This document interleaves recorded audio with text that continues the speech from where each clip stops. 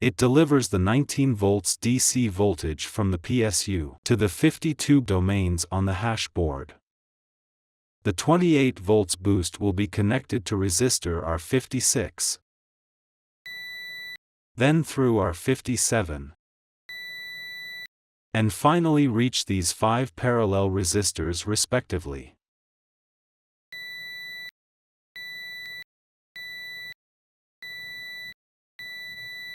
This voltage will be connected to the 5 MOS tubes on the front of the hash board through these 5 resistors.